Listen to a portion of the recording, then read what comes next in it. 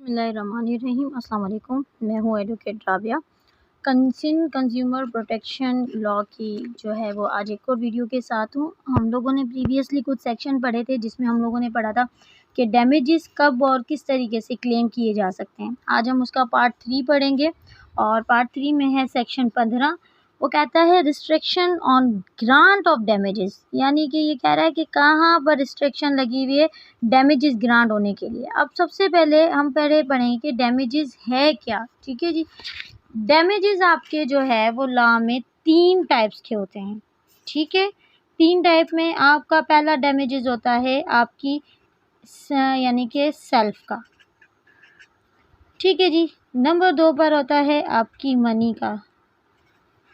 Number 3 में आपका damages होता है आपके टाइम का।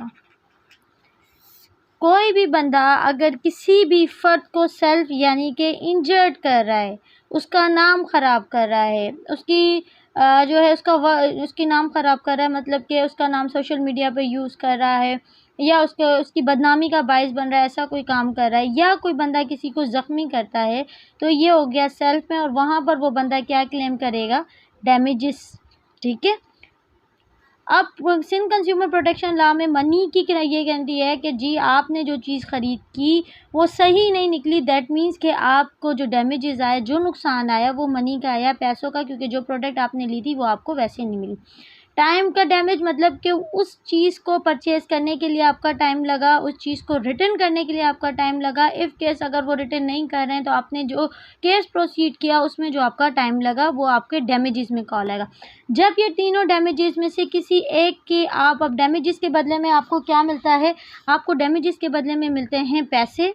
ठीक, वो पैसे आपको कोर्ट कंसीडर डिफाइन करती है कि हाँ भाई इस बंदे को इस तरह का इस नौइयत का डैमेजेस पहुंचा और इस डैमेजेस को क्लेम करना उसका राइट है, तो अदर साइड की जो पार्टी होगी वो आपको डैमेजेस में पैसे देगी। ठीक है जी। अब आते हैं सेक्शन 15 की बात की। यहाँ पर ये रिस्ट्रिक्ट लगा रहा है कि जी यहाँ पर आपको रिस्ट्रिक्शन है कि आप ग्रांट डैमेजेस को नहीं ले सकते। कहते हैं where the consumer has not suffer. ठीक है जी, any damages from the provision.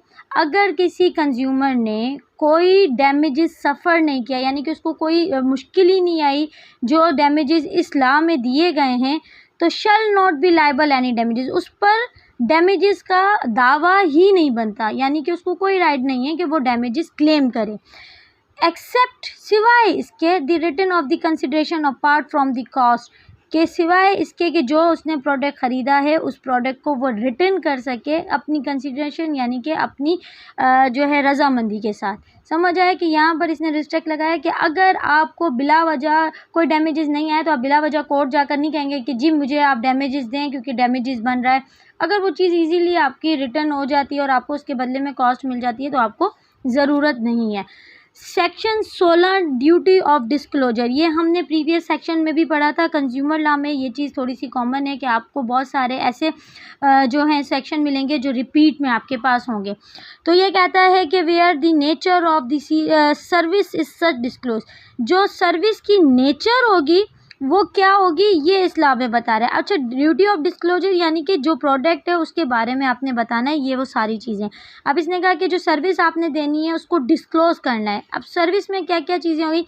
Capability, qualification of provider, कि जो शख्स उस वक्त मौजूद है जो आपको प्रोवाइड कर रहा है, वो सर्विस दे रहा है, उसमें आपका जो भी वो शॉप पर बंदा खड़ा है या जो सेल कर रहा है या उस ऑनर ही क्यों ना अगर वो ऐसे है, तो उसकी क्वालिफिकेशन, उसकी कैपेबिलिटी आपने बतानी है कि उस प्रोवाइडर करनी है कि जी हमने जो स्टाफ रखा है वो कितना क्वालिफाइड है और कितना नहीं ऑफ द सर्विस। ठीक है, ताकि उसकी qualification, quality of the product, main बात कि जब भी आप कोई भी प्रोडक्ट लेंगे तो उसके पर आपको उसकी क्वालिटीज़ लिखी हुई पता चलेंगी, और ये काम है किसका?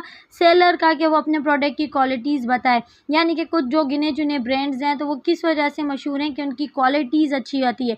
क्वालिटीज़ से मुराद, अगर मैं कोई कपड़े ख़रीदती हूँ तो मुझे ये दुकान वाला अगर अच्छा ब्रांड है तो ये इंश्योर करेगा कि इसका रंग जो है वो नहीं निकलेगा, ये इतनी जल्दी फटेगा नहीं सूट, ये इतनी जल्दी ख़राब नहीं होगा, तो वो अपनी क्वालिटी के बारे में मुझे बताएगा।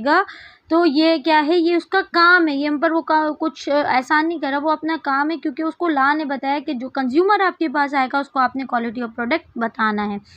कहता है कि government required such disclosure in any case, यानी कि ये गवर्नमेंट की तरफ से ऑर्डर है। एक दो तरह के ऑर्डर होते हैं, एक नॉर्मल ऑर्डर, एक स्पेशल ऑर्डर। जहाँ गवर्नमेंट को लगेगी वहाँ ऑर्डर कर सकती है कि आपने इन चीज़ों को डिस्क्लोज करना है। एनी केस, किसी भी केस में अगर ज़रूरत आना पहुँचती है तो वो कंपनी बाउंड है। यानी कि गवर्नमेंट के पावर भी बता रहा है कि गवर्नमेंट किसी भी कंपनी को ये ऑर्डर कर सकती है कि आप लाइसेंस लेकर एक कंपनी, एक ब्रांड, एक प्रोडक्ट इशू कर रहे हैं, उस प्रोडक्ट के बारे में आपका राइट है कि आपने जो है वो कंज्यूमर का राइट है कि उससे सब चीज़ें पता होनी चाहिए। ठीक है जी। Section 17 provision of the exclusion from the liabilities. अब यहाँ पर क्या बात कर रहा है, ये लाइबिलिटी जिम्मेदारी की बात कर रहा है। कहता है कि a person which would of the part, a person who has suffer damage shall not limit of accepted the term of any contract of any. जो बंदा डैमेजेस यानी कि सफ़र कर रहा है, ये उसका राइट है कि वो डैमेजेस कर सके, इसकी कोई लिमिट नहीं है। 17 हमें ये बताता है। यानी कि 15 ने कहा कि आपने बिला वजह जो है वो डैमेजेस क्लेम नहीं करने हैं, आप रिटर्न कर आपके मामला चीज़ें सही हो रही, ठीक है। बट 17 ने हमें कहा कि अगर वो पर्सन सफ़र और डैमेजेस, अगर किसी को सफ़र्ड हुए हैं तो वो चाहे जितने की डैमेजेस लगा सकता है, उसकी कोई भी लिमिट नहीं है। तो ये हमारे 3 सेक्शन थे। आई होप आपको समझ आएंगे। इससे रिलेटेड आपका कोई भी सवाल हो तो आप कमेंट में पूछ सकते हैं।